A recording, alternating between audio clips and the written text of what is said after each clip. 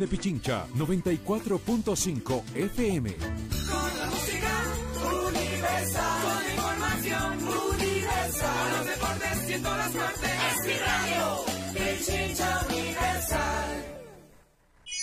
El siguiente espacio es un programa de opinión. Clasificación A, apto para todo público.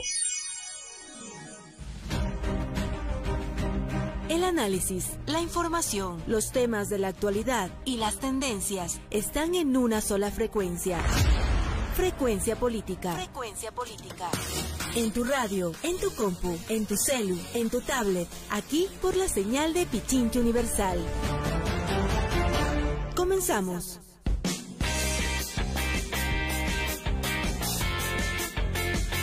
Buenas tardes, Pavel, y buenas tardes a toda nuestra audiencia. Gracias por conectarse como todos los lunes a las 16 horas por Frecuencia Política a través de Pichincha Universal, en la 95.3 en Quito y en la 94.5 en el noroccidente de Quito. También pueden conectarse a través de www.pichinchauniversal.com.es y seguirnos en nuestra página de Twitter, @PavelML, @Frecu Política y @Pichincha Univer. No se olvide que los días miércoles tenemos nuestro reprise a través de la página de Pavel Muñoz, asambleísta.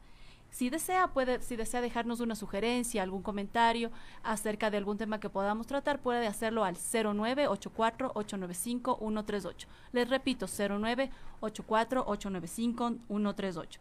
Este fin de semana el cantón de Rumiñahui estuvo de fiestas y pudimos disfrutar de algunas de las actividades, entre ellas disfrutar del delicioso hornado. Las festividades siguen avanzando. Este acto se celebra desde 1990 y quedan todos invitados. Este sábado se realizará el desfile del Chagra. Muchísimas gracias, Paulina, un gusto saludarte. Debes haber estado en fiesta, dado que tú vives justamente en Rumiñahui. Un abrazo fuerte a todas las personas que son de Rumiñahui o que viven en Rumiñahui por sus fiestas. Evidentemente estamos contentos de poder festejar con ellos.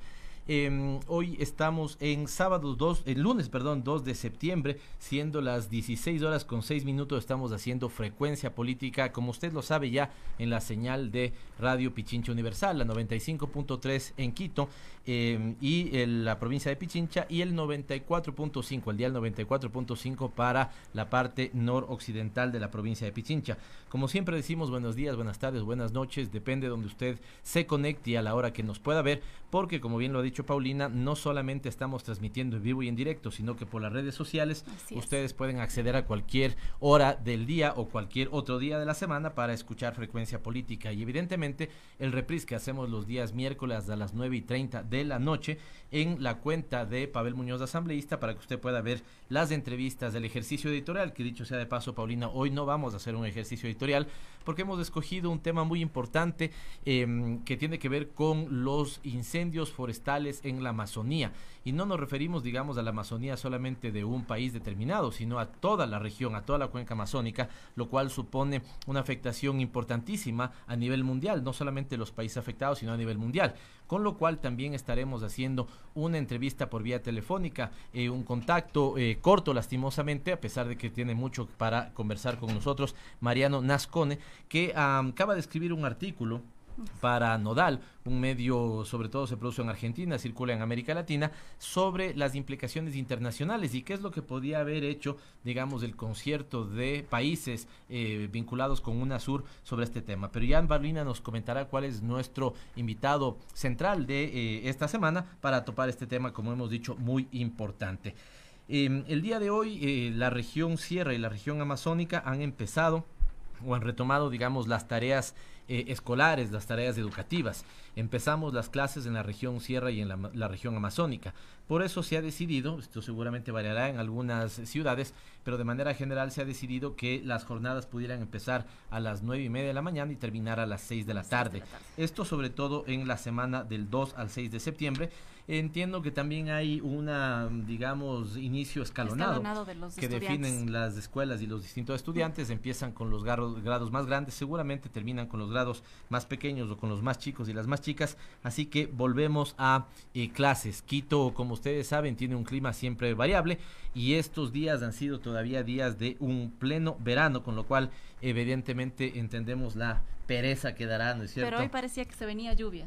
Sí, ahora en la tarde, de hecho ese típico dicho, me decían que se lo dice de una forma, de otra forma, cada quien sabrá cómo decirlo, pero cuando al mismo tiempo aparece el sol y la lluvia, eso estaba pasando ahora mismo en el sector norte de la capital, en la Floresta, donde está Radio Pichincha Universal. Recordarles que esta es la última semana en la que estará vigente el pico de placa, como así ha visto, de unas pocas horas, y ahora empieza a, digamos, es una medida básicamente para no circular todo el día, desde las 5 de la mañana hasta las 20 horas es que se amplía el pico y placa para no tener un día de no circulación.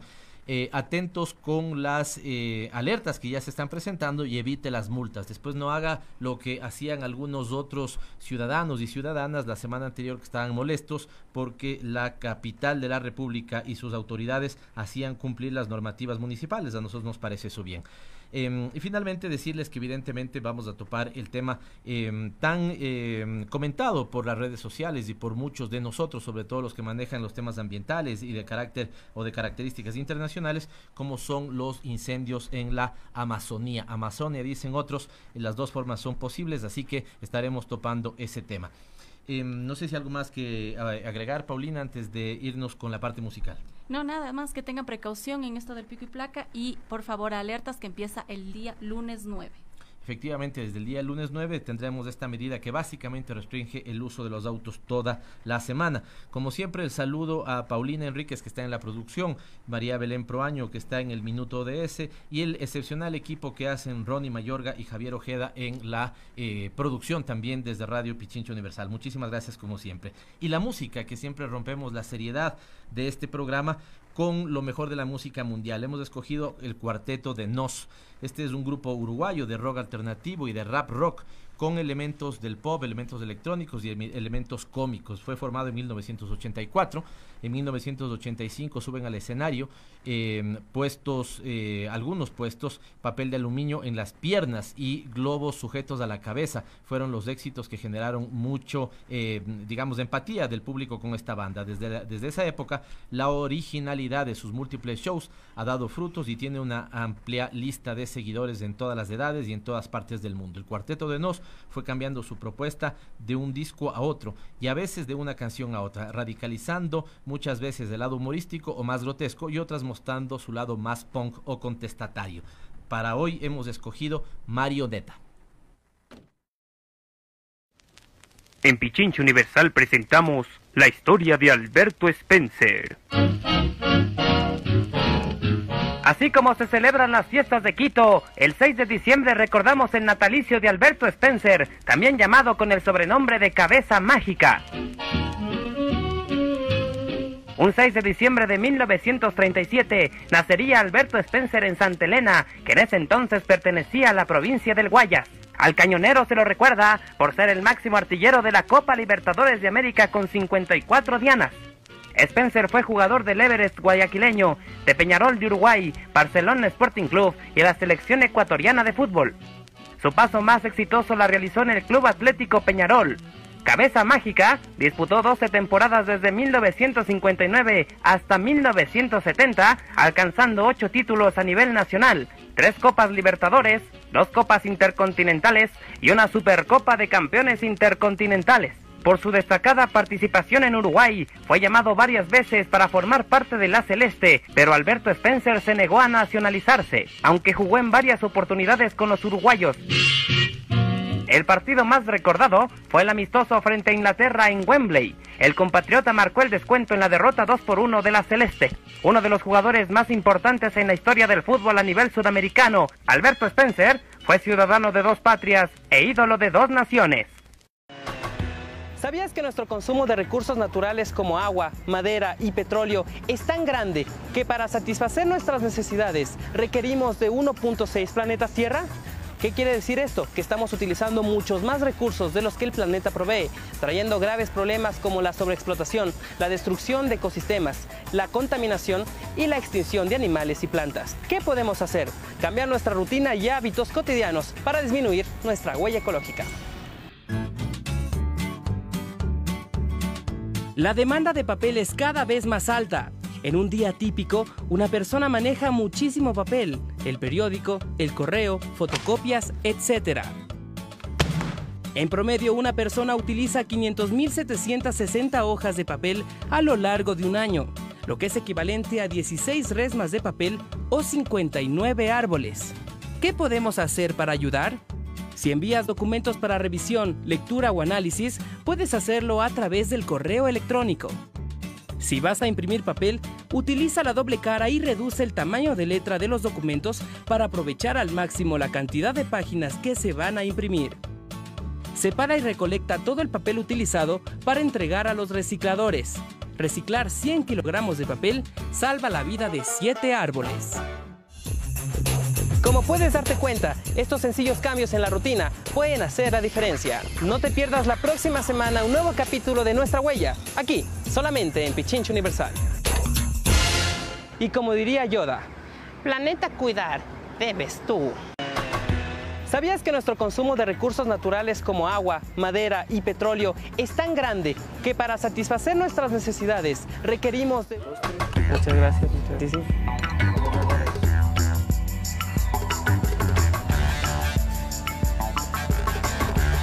Cada año miles de toneladas de basura llegan a los océanos, trayendo consigo graves problemas ambientales en el ecosistema marino, poniendo en riesgo la supervivencia de las especies. Cada semana en este programa te mostraremos diversos consejos para convertirte en un consumidor responsable, amigable con el ambiente.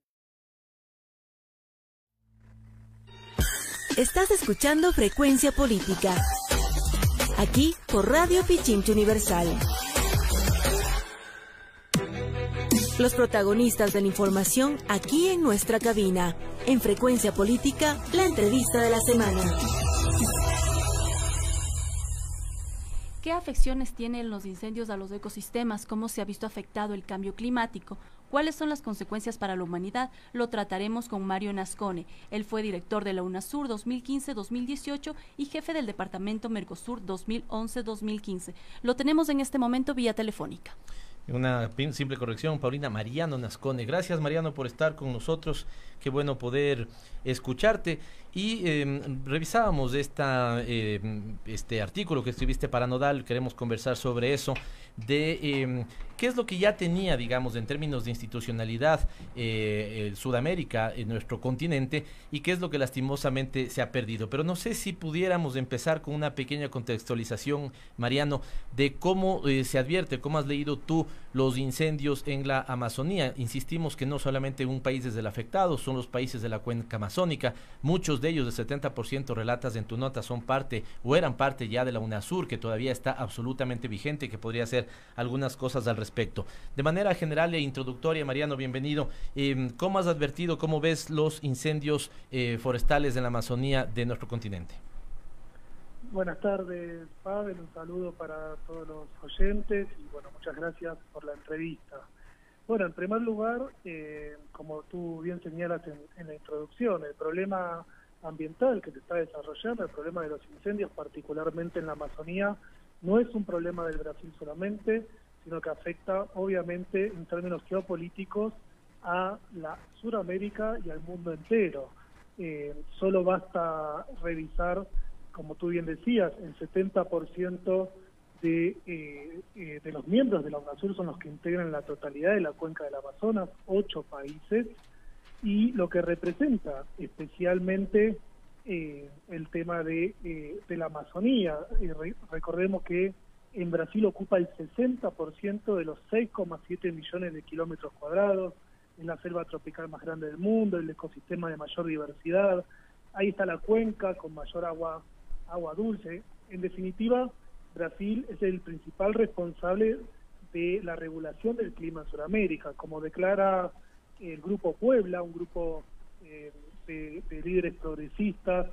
Dice, bueno, Brasil ha pasado de ser una solución en temas de medio ambiente a ser un gran problema, y un gran problema no solo para Brasil, sino, como te decía anteriormente, para la región y para el mundo entero. Ahora, muy bien. No, simplemente un elemento, Mariano, antes de llegar a los temas vinculados con UNASUR, pero tengo esta pregunta, la repetiré con nuestro próximo invitado. La prensa da cuenta de cerca de 27,000 focos de incendio que se han presentado en la Amazonía.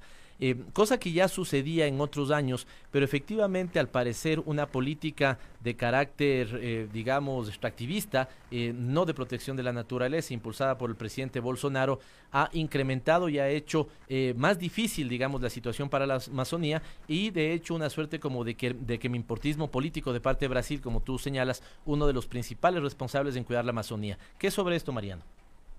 Bueno, en primer lugar hay que decir por qué se originan los incendios. Rápidamente podemos decir en líneas generales que son el reflejo de un aumento de la deforestación. De alguna manera la quema aumenta, digamos, luego de que para despejar las tierras que se deforestan, las quemas lo que aumentan, digamos, porque aumenta la frontera agrícola que se está expandiendo. Este es un negocio en el que participan especuladores de tierras tomadas ilegalmente, agricultores, ganaderos. Ahora, muy bien, la pregunta es, ¿qué está haciendo el gobierno de Brasil ante esto? Y ante ello hay acusaciones muy fuertes. Por ejemplo, la ex ministra de Medio Ambiente, Marina Silva, ex ministra en el gobierno de Lula da Silva, dice, bueno, hay una complicidad del gobierno de Bolsonaro. Algunos datos concretos para responder a la pregunta. En primer lugar, tener en cuenta las declaraciones en campaña que hizo Bolsonaro. Bolsonaro hizo declaraciones prometiendo no dar un centímetro más de tierra para indígenas, afirmó que la Amazonía tenía que ser explorada comercialmente, inclusive con ayuda de los Estados Unidos. Ahora, muy bien, ¿qué hizo como presidente ante este conflicto? En primer lugar, intentó justificar el problema por la temporada seca. En segundo lugar, culpabilizó a las ONGs como responsables de esta catástrofe ambiental. En tercer lugar, generó un conflicto diplomático. Basta recordar el conflicto diplomático con Francia, con declaraciones muy fuertes contra el presidente a nivel inclusive personal de Francia, lo cual traería consecuencias para el acuerdo Unión Europea-Mercosur. Sobre eso podemos conversar en otro momento, no es un acuerdo que está tan avanzado como se dice. En definitiva, lo que hizo el gobierno de Bolsonaro es desestabilizar la política de medio ambiente lograda por el gobierno del PT. Solo para colocar unos datos. Según el Instituto Nacional de Investigaciones Especiales de Brasil, desde enero hasta la fecha se han registrado 87.257 incendios en todo el país, lo cual demuestra un aumento de los incendios forestales del 76% en relación al mismo periodo del año pasado. Ahora bien, ¿qué hizo el gobierno del PT? En 2012 el gobierno de Dilma tuvo la tasa de deforestación más baja en la historia del Brasil, 76,27%, y también una reducción muy grande en las emisiones de dióxido de carbono. Entonces, comparando un periodo con el otro, evidentemente hay una política del gobierno de Bolsonaro justamente que tiene consecuencias directas con lo que está pasando en esta desestabilización de la política ambiental que venía llevando adelante Brasil con la ayuda de muchos otros países del mundo. Basta recordar el Fondo de la Amazonía, por ejemplo, que es un nuevo conflicto en el cual Brasil está sumergido. Noruega, principal aportante de este fondo, decidió congelar la entrega de fondos hasta que el gobierno de Bolsonaro no revierta las políticas que está llevando adelante. Lo mismo está haciendo el caso de Alemania. Entonces, digamos, el tema es bien complejo y evidentemente esto no es, digamos, algo que se produce al azar, sino que hay una responsabilidad directa en el gobierno de Bolsonaro, producto de la política en medio ambiente que está llevando adelante, que es la que anunció en campaña. En esto no hay sorpresa. Muy interesante la información que está poniendo Mariano Nascone con nosotros, experto en temas internacionales, particularmente de UNASUR. Y dos temas quiero rescatar. No es ninguna novedad, es decir, esto efectivamente había estado en los ofrecimientos de campaña del presidente Bolsonaro y hoy está cumpliendo con creces. Y la segunda, es increíble conocer que más de 87,000 incendios se han dado en esta región desde el inicio del año y el 76% más del mismo periodo en el año anterior, lo cual evidentemente hace constatar que la política impulsada por el presidente Bolsonaro tiene directa relación con esto. Mariano, lo central en el informe, en el artículo que tú has presentado en Nodal, que dice Amazonía en peligro, ¿qué podría haberse hecho desde la UNASUR? Nos lleva evidentemente a esta pregunta. Y algunos señalamos cuando se conoció lo más terrible de los incendios, que cuando se presentaba el incendio de la Catedral de Notre Dame, el mundo inmediatamente se conectó, hizo donaciones. No pasaba lo mismo con la Amazonía, al menos de ese momento conocíamos que eran casi 20 días donde los incendios estaban activados. Los problemas diplomáticos que efectivamente generó las declaraciones del presidente Bolsonaro, pero en otras ocasiones, y tú relatas ahí hechos en el caso ecuatoriano, hechos en el caso de Brasil, donde tuvimos desastres naturales, la región sí estuvo presta para reaccionar. Teníamos una instancia de integración que tenía grupos de alto nivel, proyectos ya en ese sentido, y el tema de riesgo sí fue un tema que se trató antes. Dos preguntas al mismo tiempo. Hay algunos que creen que la UNASUR no existe. Tú dices tajantemente que todavía existe y que no solamente está vigente la institucionalidad, sino herramientas como un proyecto, como un grupo de alto nivel. Es decir, sí tenemos instrumentos para utilizarse, pero ¿por qué no se han utilizado? Bueno, justamente, digamos, el título del artículo es ¿qué podría hacerse desde la UNASUR? Porque todavía es una herramienta que puede ser utilizada. En primer lugar, hay que despejar algunas falsas noticias. La UNASUR no está terminada. Hay algunos países que iniciaron un proceso de trámite de denuncia de su tratado constitutivo, pero el único país que ha efectivizado su salida cumpliendo con todos los procedimientos es Colombia. No así el resto de los países que todavía se encuentran en proceso de salida. Entonces, en primer lugar, dejar claridad sobre eso. Aún así salga algún otro país, la UNASUR continúa vigente. ¿Y por qué yo colocaba esto de contar con una infraestructura vigentes? Porque verdaderamente ha generado mucha sorpresa las acciones que ha realizado el presidente de Chile, Piñera, quien participó de la reunión del G7 y luego se reunió con el presidente de Brasil y de Paraguay, y tras esas reuniones, en el marco del conflicto de la Amazonía, anunció que había que generar desde Prosur alguna política, alguna infraestructura para atender este tema. Entonces, la pregunta es, ¿pero esto no es que ya está construido? Y efectivamente sí. La UNASUR, como tú bien decías, y yo coloco en el informe, ha dado pasos muy importantes, como por ejemplo la creación de un grupo de alto nivel que estaba en vías de terminar de implementar la conformación de un centro para la gestión del riesgo de UNASUR.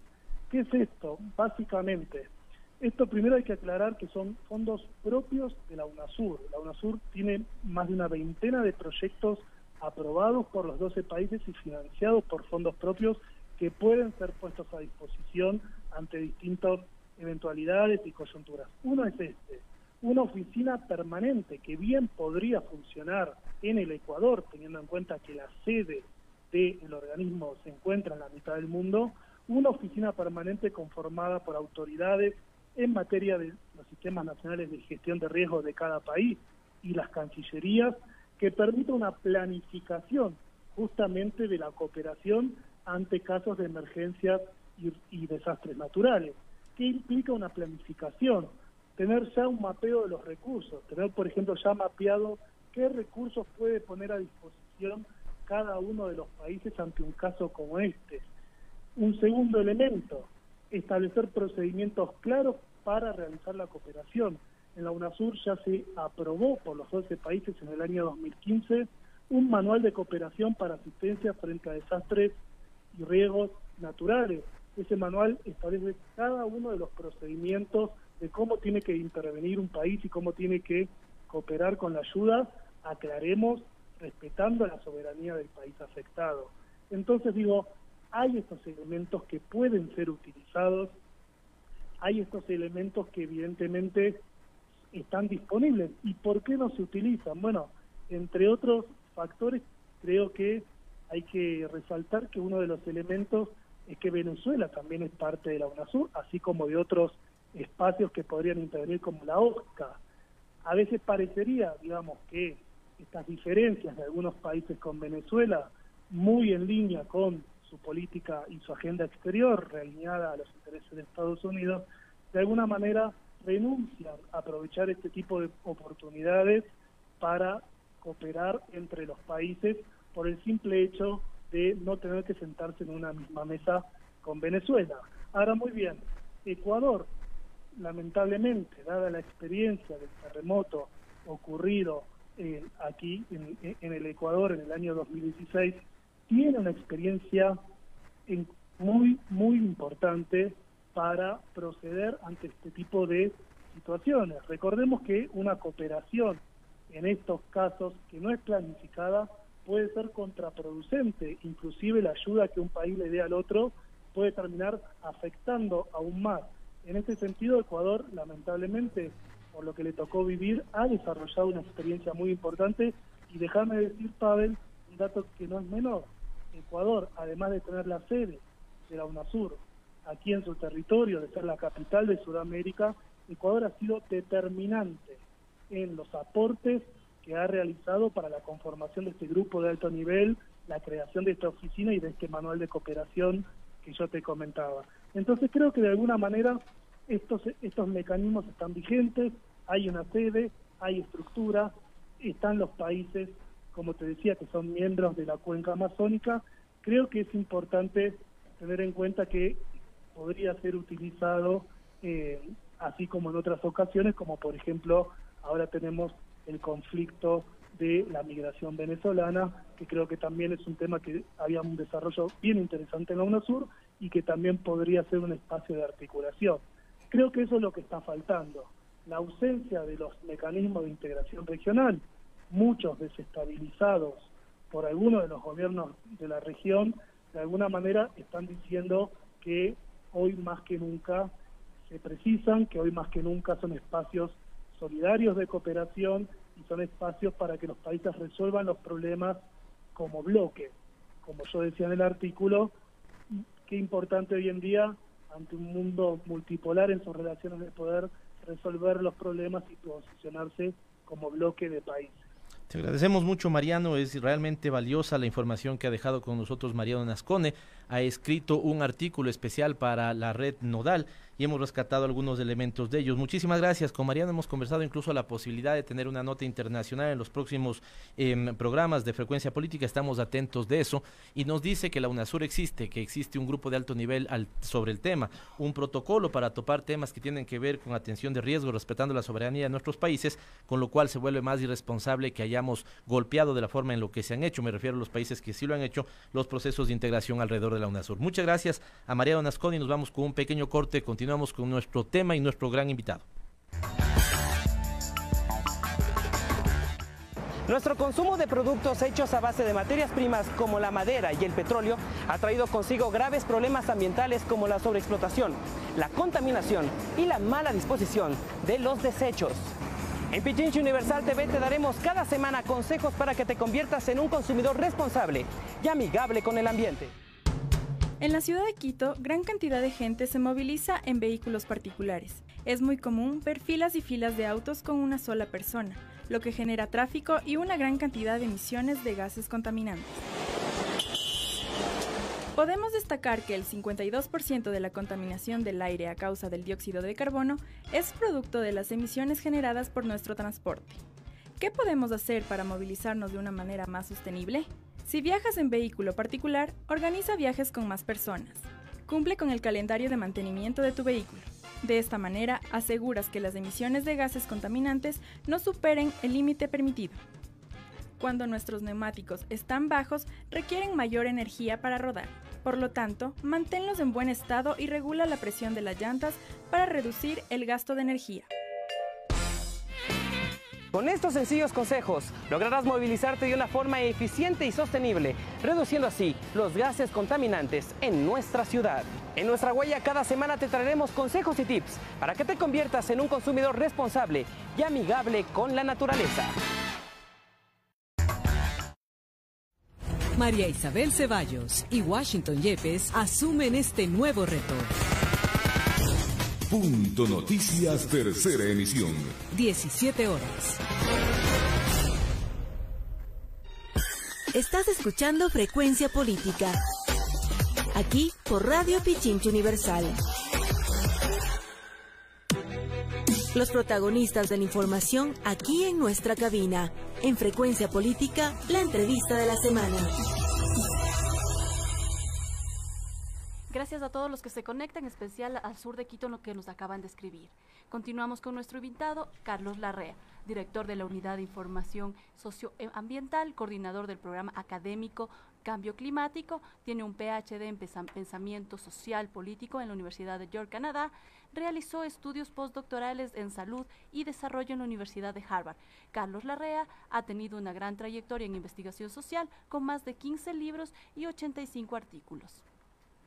Con el doctor Carlos Larrea tenemos gran respeto por su trabajo académico y su experiencia profesional a lo largo de estos años, así que un gusto para nosotros poder entrevistarlo. Carlos, quisiéramos de alguna otra manera ir por el caso particular de los incendios forestales en la Amazonía. Nuestro invitado anterior nos decía que efectivamente, al menos la información que él manejaba, es que entre enero a la fecha de hoy se registraban cerca de más de 87,000 incendios, un 76% más que el año anterior en el mismo periodo, lo cual de alguna manera nos preocupa de si efectivamente lo que se ha señalado en algunos espacios es una política, digamos, más extractivista y menos responsable con el ambiente, la impulsada por el gobierno de Brasil. Si es que esto es así, que nos digas qué conoces sobre el tema, pero tratar después de llegar a los impactos sobre el cambio climático. Estás dirigiendo una unidad relacionada con este tema y es evidente que nos interesa abordar este tema. Muchas gracias por estar con nosotros. Gracias, Pavel, por la invitación. Efectivamente, los datos que tú mencionas son objetivos. El INPE, el Instituto Nacional de Investigaciones Espaciales de Brasil, que es una institución internacionalmente muy prestigiosa, desde hace muchos años, a base de información satelital, detecta y cuenta los incendios producidos en la Amazonía brasileña. Y efectivamente, bueno, esto va aumentando todos los días porque estamos en la estación seca. Los incendios, como tú mencionaste, superan los 80,000 en este año. Y esto representa casi el doble de los datos registrados en el 2013 y también aproximadamente de los datos registrados del año pasado. De tal manera que hay un incremento impresionante del número de incendios. Eso está comprobado.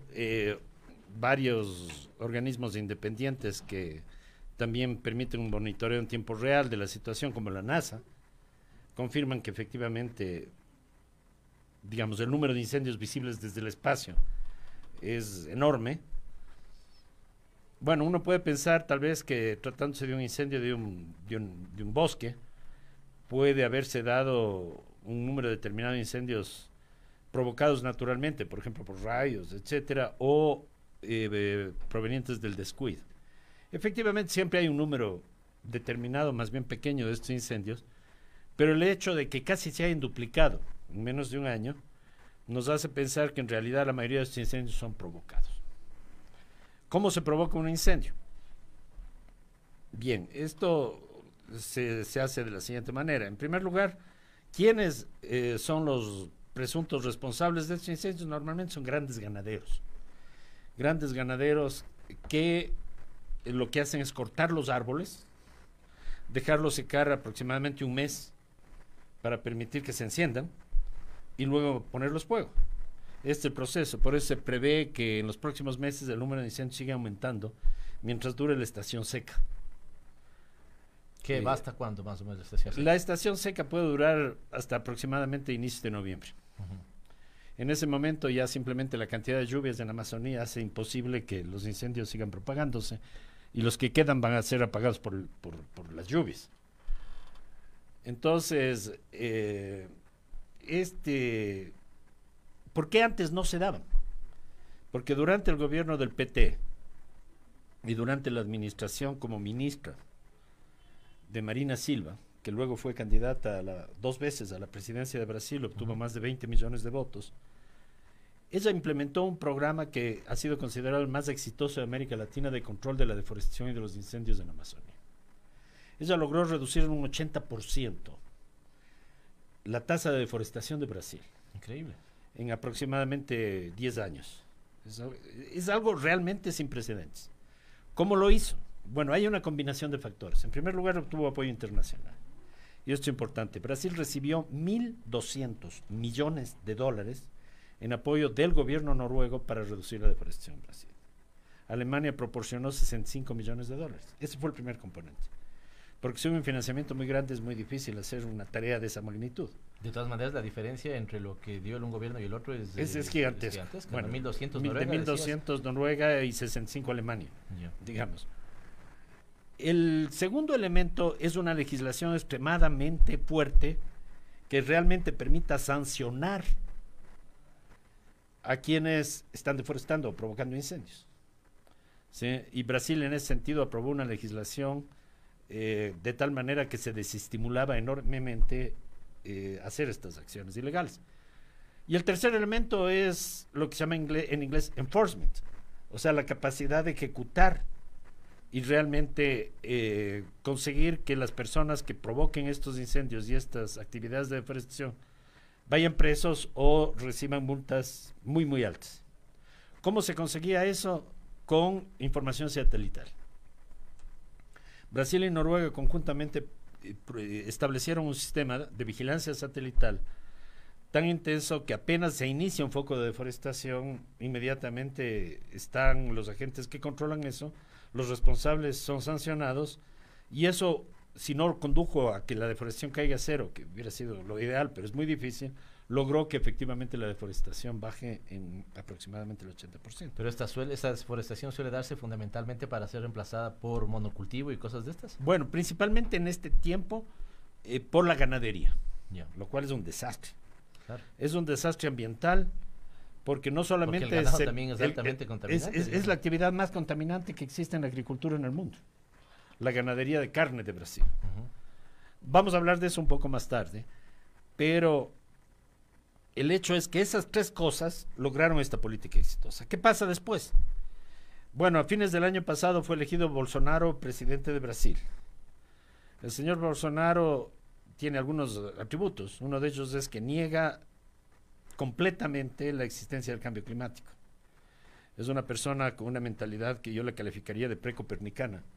Sí, porque este momento negar el cambio climático es, bueno, solo hay algunas personas con una capacidad similar a Bolsonaro como el presidente Trump que siguen haciendo eso, o el primer ministro de Australia, pero son muy pocos. Y ciertamente en la comunidad científica el 97% de los científicos del mundo afirman que existe el cambio climático, que es de origen antropogénico y que plantea el problema más grave del siglo XXI. Y eso que no estamos topando su racismo y su machismo.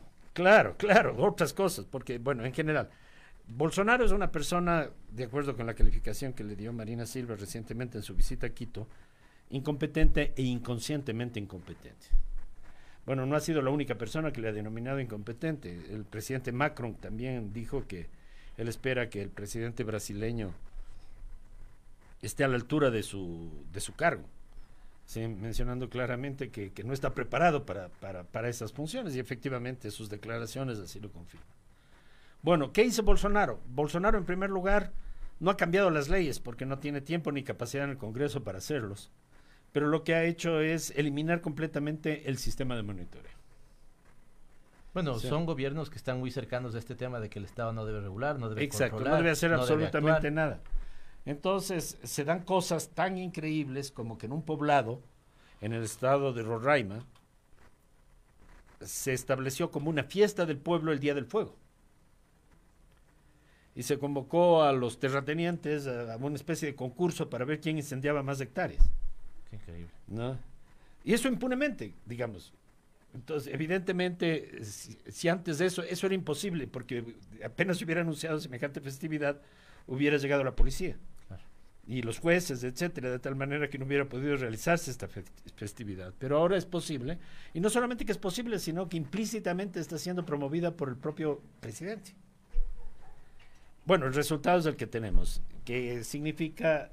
No es la peor tragedia de incendios que haya habido en la historia de Brasil, porque a inicios de los 2000 también las cifras eran similares, pero por lo menos en lo que va de este siglo y a partir del 2005 nunca se ha visto un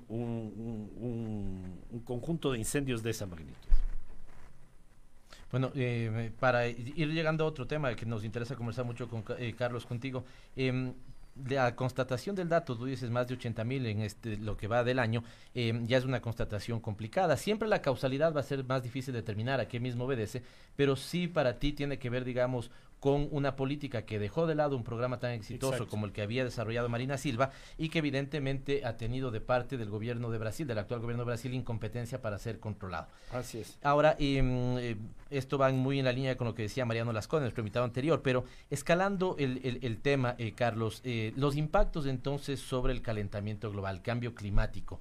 Esto, si ya teníamos un planeta que se va, digamos, va aumentando su temperatura paulatinamente y de manera, digamos, que nos debería aterrar, no solamente asustar, esto acelera, digamos, ¿qué genera sobre el impacto mundial, digamos, los bueno, incendios de la es Amazonia? sumamente grave, y yo voy a tratar de sintetizar la información científica más reciente que existe. En primer lugar, debemos pensar cuál es el rol de la Amazonía. Y la Amazonía tiene una cantidad de beneficios ambientales verdaderamente extraordinaria. Por ejemplo, la Amazonía concentra aproximadamente 1/5 de todo el agua dulce que existe sobre el planeta. Nosotros no podemos imaginar las cifras que hay, pero el río Amazonas, en la época lluviosa, tiene un caudal de 400.000 metros cúbicos por segundo. Piensen eso, la cantidad por segundo. 400.000 metros cúbicos por segundo. Eso nos da una idea de la cantidad de agua que hay en la Amazonía. ¿Sí? Este caudal baja en la estación seca a 140.000 después del cambio climático. El cambio climático lo que está haciendo es que la estación seca en Brasil se haga más seca y por consiguiente el riesgo de los incendios aumente. Y también hace que en general el clima se vuelva más caliente. Entonces, si el clima se torna más caliente y más seco, en esta estación es mucho más fácil provocar un incendio. Eso explica también el otro aspecto que facilita este desastre que estamos viviendo. Pero bueno, la Amazonía regula el clima de América del Sur en su conjunto. Y eso es obvio. ¿Por qué? La Amazonía es la selva tropical más grande del planeta. Segundo, su extensión de cerca de 7 millones de kilómetros cuadrados equivale a más de 20 veces el territorio del Ecuador. Claro. Entonces, siendo tan grande y produciendo tal cantidad de lo que se llama técnicamente evapotranspiración. ¿Qué es evapotranspiración? Transpiración. Que más o menos de cada 6, digamos, milímetros de lluvia que caen en la Amazonía, 5 provienen de la misma región. Porque simplemente los árboles reciben la lluvia, evaporan el agua, y esa agua a su vez llueve sobre la Amazonía. Y eso permite que tengamos lo que en inglés se llama rainforests, que quiere decir bosque lluvioso. Sin embargo, las nubes que llegan a Buenos Aires, ¿de dónde vienen? Vienen de la Amazonía.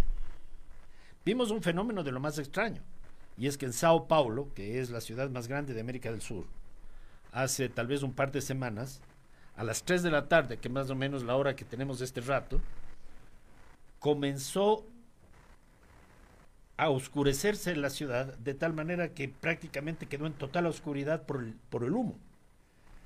Al final no se aclaró bien si el humo venía del Paraguay, donde también ha habido muchos incendios forestales, o del Amazonas.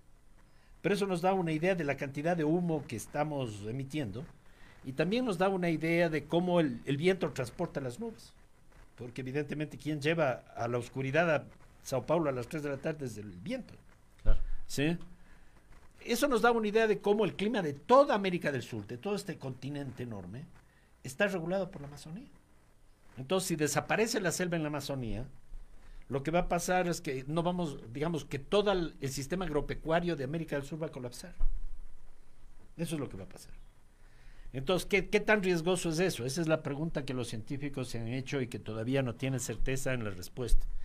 Pero hay 2 estudios que han aparecido recientemente de 2 científicos, el uno es brasileño y el otro norteamericano, independientes, que afirmaban y que publicaron hace aproximadamente 2 meses que si es que la deforestación acumulada en la Amazonía alcanza el 25%, la Amazonía puede autodestruirse. Y en este momento la deforestación acumulada en la Amazonía ha llegado ya al 20%. ¿Y advierten tiempos para eso? Ellos dicen que es muy posible que si seguimos con esta tendencia de incendios forestales, de deforestación, etcétera, tal vez en unos 10 años puede iniciarse este proceso de autodestrucción. ¿Qué significa este proceso de autodestrucción? Que ya la Amazonía no va a colapsar por la deforestación, sino porque simplemente la deforestación y los incendios causan cada vez menos lluvias. Al recibir los árboles amazónicos cada vez menos lluvias en la estación seco, se mueren. Cuando nos haces pensar en esta capacidad de autogeneración de lluvias, me viene la pregunta también, y entonces los incendios y el daño que generan, por esa capacidad de lluvias, ¿hay capacidad de autorregenerar esas zonas o es muy difícil? ¿Lo perdido? Se puede autorregenerar, bueno, primero, una vez que deforestado, por razones naturales la selva puede recuperarse, pero es un proceso que toma 500 años.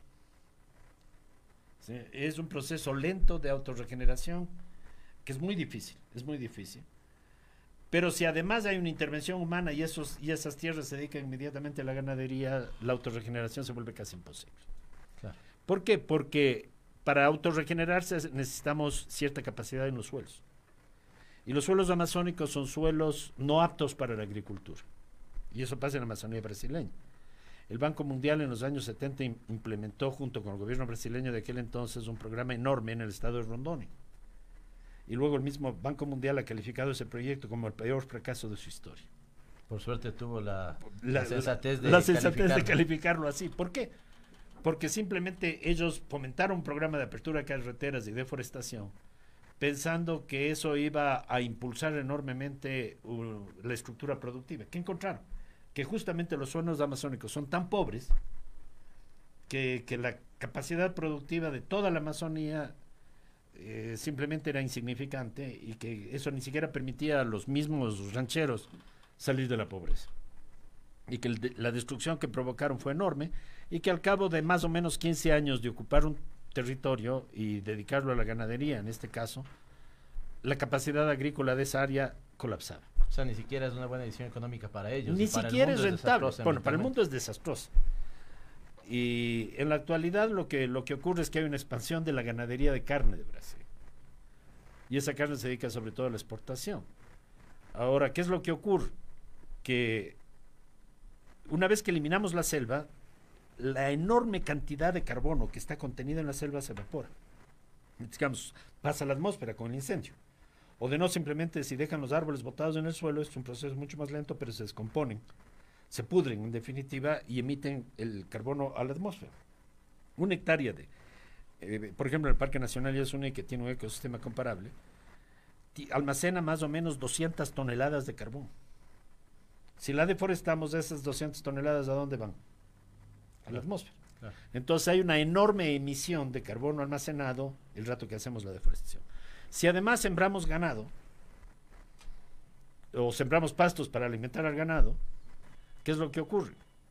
Que la ganadería en gran escala, que es lo que se está aplicando en Brasil, tiene la emisión de otro gas que es el segundo más peligroso después del CO2, que se llama el metano. ¿De dónde sale el metano? Del proceso digestivo de las vacas. Las vacas no tienen un estómago como nosotros, se llaman rumiantes, porque son uno de los pocas especies de mamíferos capaces de digerir la celulosa, que es la hierba que ellos comen. Para digerir la celulosa se necesita la acción de muchas bacterias que operan en uno de los 4 estómagos de las vacas y producen una enorme cantidad de metano. Claro. Ese metano se libera a la atmósfera y una sola molécula de metano tiene la capacidad destructiva frente al cambio climático equivalente a 23 moléculas de CO2. O sea, es un gas extremadamente peligroso. Mucho más que, la contaminación por CO2. Claro. Entonces, por ejemplo, si nosotros nos comemos una hamburguesa, emitimos en la atmósfera la misma cantidad destruimos la atmósfera en el equivalente de utilizar un automóvil por 17 kilómetros. Solo comiendo una hamburguesa. ¿Sí? Entonces eso nos da una idea de lo malo que es el consumo de carne de res, principalmente para el planeta. Entonces hay un doble daño, el daño de la deforestación y el daño de la ganadería. Por la contaminación de ganadería. Carlos, lastimosamente el tiempo en radio es inclemente y tenemos que terminar. Te voy a hacer una última pregunta. Lastimosamente va a pedir una respuesta muy corta. Estamos muy interesados escuchándote. Vamos a tener otro programa para poder seguir conversando. Pero y entonces acciones. ¿Caben acciones internacionales en este momento? ¿También las acciones individuales? Es decir, así es, claro. En realidad es un problema donde caben todo tipo de acciones y además son absolutamente necesarias. Porque si colapsa la Amazonía, colapsa el planeta. Más o menos esa es la conclusión a la que podemos llegar. Y el riesgo de un colapso de la Amazonía, que se convertiría en una sabana, es decir, en una pradera, ¿sí? Es muy alto. ¿Qué puede hacerse? Primero, como lo mencionaba, Marina Silva logró demostrar, y el gobierno de Lula principalmente, lograron demostrar que sí es posible otra política en la Amazonía. Eso requiere de una acción coordinada, como les decía, que tenga cooperación internacional, una legislación adecuada y la capacidad de implementarla, ¿sí? Todas esas cosas son posibles con la tecnología actual, básicamente fotos satelitales o drones, primera cosa. Segunda cosa, el Brasil es el país amazónico más importante, porque es del 58% de la Amazonía, pero ¿qué pasa con el resto? La Amazonía tiene 8 países y un territorio de ultramar, que es la Guayana Francesa, que todavía no es independiente, ¿sí? Pero si hacemos una alianza panamazónica, yo creo que hay alguna posibilidad de que esa política se implemente más allá de los cambios de gobiernos que pueden romper la continuidad. Muchísimas gracias a Carlos Larrea. Insisto, el tiempo ingrato nos deja todavía con algunas preguntas y algunas respuestas muy interesantes. Tenemos varias conexiones, es decir, que la gente te manda saludos y conectada a esta entrevista, Carlos, pero lastimosamente por tiempo tenemos que terminarla. Nos quedamos con un corto brevísimo del Cuarteto de Nos para ir con el Minuto ODS. Es tiempo de más información. En Frecuencia Política, el Minuto ODS. En Pichincha Universal presentamos la historia de Alberto Spencer. Así como se celebran las fiestas de Quito, el 6 de diciembre recordamos el natalicio de Alberto Spencer, también llamado con el sobrenombre de Cabeza Mágica. Un 6 de diciembre de 1937 nacería Alberto Spencer en Santa Elena, que en ese entonces pertenecía a la provincia del Guayas. Al cañonero se lo recuerda por ser el máximo artillero de la Copa Libertadores de América con 54 dianas. Spencer fue jugador del Everest guayaquileño, de Peñarol de Uruguay, Barcelona Sporting Club y de la selección ecuatoriana de fútbol. Su paso más exitoso la realizó en el Club Atlético Peñarol. Es tiempo de más información. En Frecuencia Política, el Minuto ODS. En Frecuencia Política, el Minuto ODS. Es tiempo de más información. Audiencia, hoy justamente vamos a hablar del objetivo 15 de la Agenda 2030, que habla sobre los ecosistemas terrestres. Los bosques son los pulmones del planeta, ocupan el 30% de la superficie terrestre y son fundamentales para combatir el cambio climático y preservar la diversidad biológica. Sin embargo, a consecuencia de la actividad humana, cada año desaparecen 13 millones de hectáreas de bosque y la degradación del suelo ha provocado la desertificación de 3.600 millones de hectáreas. El mantenimiento de la biodiversidad y los ecosistemas son una pieza imprescindible para el desarrollo sostenible.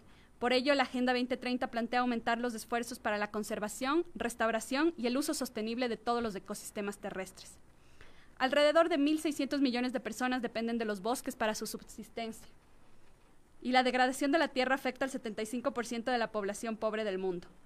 La perturbación de los ecosistemas a causa de la actividad humana y el cambio climático cuestan ya al menos al mundo $300.000 millones al año.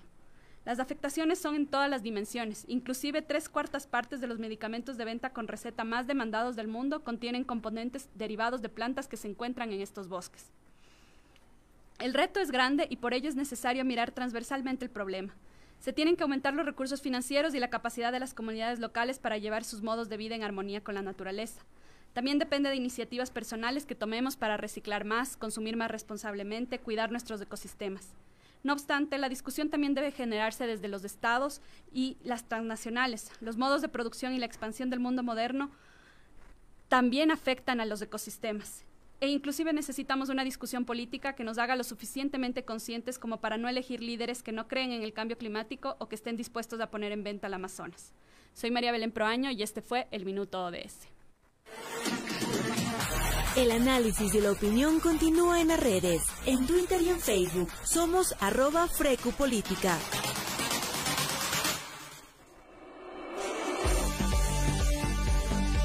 Bueno, queremos hacerles una invitación.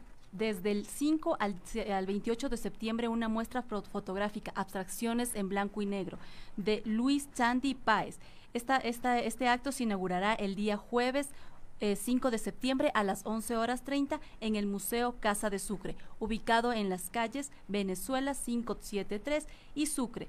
Lo podrán visitar los otros días de lunes a viernes de 8 a 16:30 y los días sábados y domingos de 9 a 17:30. Así está esta muestra fotográfica en el Museo Casa de Sucre, que se inaugura el 5 de septiembre. Nos parece muy bien. Qué interesante la información que han puesto nuestros dos invitados, Mariano Lasconde, Carlos Larrea, y el Minuto DS de María Belén Proaño también puso gran información. Creo que fue adecuado que abordemos el tema del cambio climático. No todos estábamos con la misma información al día. Lo increíble que es el proceso de deforestación en la Amazonía, la posibilidad efectiva de encontrar una causalidad por una política que ha promovido el extraccionismo y en este caso la agricultura para, digamos, ganadería, que también vemos que es altamente contaminante para el planeta, y qué peligroso que pongamos en riesgo al pulmón del mundo y donde hay una gran concentración de agua dulce. Nos quedamos con varios temas en el tintero, a pesar de que hoy nos cogimos un editorial, el tiempo se nos vino corto. Así que, Paulina, nos vemos la próxima semana. Así es, nos vemos la próxima semana a las 16 horas. Con todos ustedes nos vemos el próximo día lunes, y no se olviden nuestro reprise el día miércoles a las 9:30 de la noche. Muchas gracias, nos vemos pronto. Gracias por acompañarnos. Aquí termina Frecuencia Política. Hasta la próxima semana. Este fue un programa de opinión.